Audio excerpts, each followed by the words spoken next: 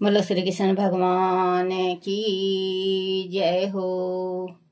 श्रीमद् भागवत महापुराण की जय। श्रीमद् भागवत महापुराण में 9वां स्कंद पहला अध्याय व्यवस्तव मनु के पुत्र राजा सुगमन की कथा। राजा परीक्षित ने पूछा, मुनिवर, आपने सब मानवतारों और उनमें भगवान के ऐश्वर्य पूर्ण तथा शक्तिशाली चरित्रों का वर्णन किया और हमने उनका पूरा आनंद के साथ श्रवण भी किया। आपने व्यवस्वत मनु की कथा भी हमें सुनाई। अब आप कृपा करके उसके वंश और वंश में होने वाला राजाओं का अलग अलग चरित्र भी हमें सुनाइए। हे महाभाग, हमारे हृदय में कथा सुनने की सदा ही उत्सुकता बनी रहती है। व्यवस्वत मनु के वंश में होने वाले सभी पवित्र कीर्ति पुरुष के पराक्रम को सुनने की हमारे मन में बड़ी अभिलाषा है। श्री सुखदेव जी ने कहा, परीक्षित, मनु वंश का विस्तार के वर्णन तो कई वर्षों में भी नहीं किया जा सकता। यह मैं संक्षेप में उनके विषय में बता रहा हूँ, जो परम पुरुष परमात्मा सभी जीवों में आत्मा रूप से विद्यमान है। प्रलय के समय केवल वही थे, वह विश्व आदि कुछ भी नहीं था। वह विश्व आदि कुछ भी नहीं था। उस समय उनकी नाभि से एक कमल कोश प्रकट हुआ। उसी से चतुर्मुखी ब्रह्मा का जन्म हुआ। ब्रह्मा जी के मन में मारीच और मारीच के पुत्र ऋषि कश्यप हुए। उनकी धर्म पत्नी अदिति से विवस्वान सूर्य का जन्म हुआ। विवस्वान की संज्ञा नाम की पत्नी से श्रद्धा देव सत्य व्रत मनु का जन्म हुआ। परम मानसवी श्रद्धा देव की पत्नी श्रद्धा के गर्भ से 10 पुत्र हुए। उनके नाम थे इक्ष्वाकु, निर्गु, यशति, दिष्टा, दुष्ट, वारुष, नारियस्तम, द्रव, नभग और कवि। परीक्षित, विवस्वत मनु पहले संतानहीन थे। उस समय महर्षि वशिष्ठ ने संतान प्राप्ति के लिए मित्र वारुण नाम का यज्ञ कराया।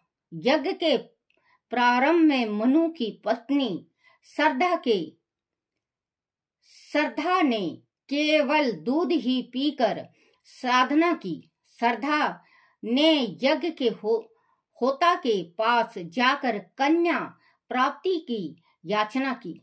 तब होता द्वारा यज्ञ में आहुति डालने पर श्रद्धा को ईला नाम की कन्या प्राप्त हुई। उसे देखकर मनु का मन प्रसन्न नहीं हुआ। उन्होंने गुरु वशिष्ठ से कहा, मुनिवर, आप लोग तो ब्रह्मवादी हैं। आपका कार्य इस प्रकार विपरीत फल देने वाला कैसे हो गया? वशिष्ठ जी ने यह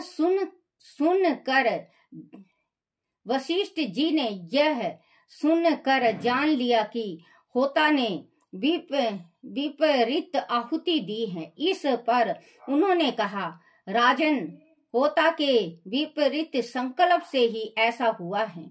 फिर भी आपने तप के प्रभाव से मैं तुम्हें श्रेष्ठ पुत्र दूंगा। परीक्षित, परम यशस्वी वशिष्ठ जी ने ऐसा सोचकर ईला नाम की कन्या को ही पुरुष बना देने के लिए भगवान नारायण की स्तुति की। सर्वशक्तिमान भगवान श्री हरि ने संतुष्ट होकर उसे कन्या को सुघुमन नाम का पुत्र बना दिया। एक बार की बात है कि राजा सुगम अखेट के लिए अपने कुछ मंत्रियों के साथ वन में गया। वहां वह धनुष बाण लेकर एक हिरण का पीछा करने लगे। उस वन में भगवान शंकर अपनी धर्मपत्नी पार्वती के साथ विहार करते हुए रहते थे। उसी क्षेत्र में प्रवेश करते ही सुगम को लगा कि वह फिर से स्त्री बन गया है और उसका घोड़ा भी घोड़ी बन गई है। साथ ही उसके सभी अनुचार भी स्त्री बन गए हैं। पर सभी हैरानी से एक दूसरे का मुख देखने लगे। राजा परीक्षित ने पूछा, मुनिवर उस क्षेत्र में ऐसा विचित्र गुण कैसे आ गया? कृपया मेरी जिज्ञासा को शांत कीजिए। श्री सुखदेव जी ने कहा, परीक्षित, एक बार बहुत से ऋषि मुनि उस क्षेत्र में गए। उस समय अंबिका देवी वस्त्रहीन होकर श्री शंकर जी की गोद में लेटी थी। ऋषियों को सहसा आया देखकर उन्होंने उठकर वस्त्र धारण कर लिया। उन्हें उस समय बड़ी लज्जा आ रही थी। ऋषियों ने भगवान शंकर को विहार करते देखा तो वह वहां से मुंह फेर कर चले गए और नर नारायण के आश्रम पर चले गए। उस समय भगवान शंकर ने अंबिका की लज्जा को दूर करने के लिए कहा, प्रिय, मेरे शिवा जो भी पुरुष इस क्षेत्र में आएगा वह स्त्री बन जाएगा। परीक्षित, तभी से कोई पुरुष उस क्षेत्र में नहीं जाता, परंतु अब सुगुमन स्त्री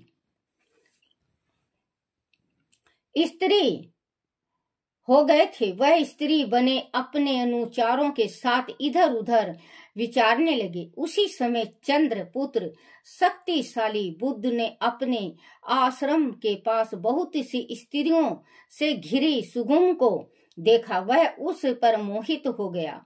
उसने उस आश्रम में बुला लिया। बुद्ध के रूप को देखकर स्त्री बने सुगम की इच्छा उसे पाने की होने लगी। दोनों ने गंधर्व विवाह कर लिया। कुछ दिनों बाद सुगम ने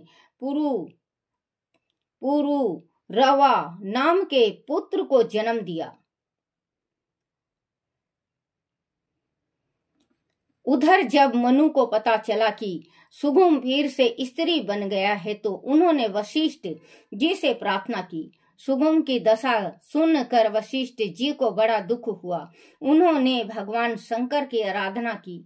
उनकी आराधना से भगवान शंकर ने प्रसन्न होकर वशिष्ठ से कहा, वशिष्ठ, तुम्हारा यह यजमान 1 महीने तक पुरुष रहेगा और 1 महीने तक स्त्री। इस व्यवस्था से ही सुगमन कुमार पृथ्वी का पालन करेगा। भगवान शंकर के वरदान से सुगम पृथ्वी का पालन इसी प्रकार से करने लगा, परंतु प्रजा उनकी अभिनंदन नहीं करती थी। उसके 3 पुत्र हुए, उत्कल, गया और विमल। वह सब दक्षिणापथ के राजा हुए। बहुत दिनों के बाद जब उनकी उम्र वृद्धा अवस्था को प्राप्त हुई तो उन्होंने अपने